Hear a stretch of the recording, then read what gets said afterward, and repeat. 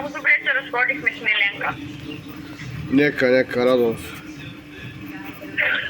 Да.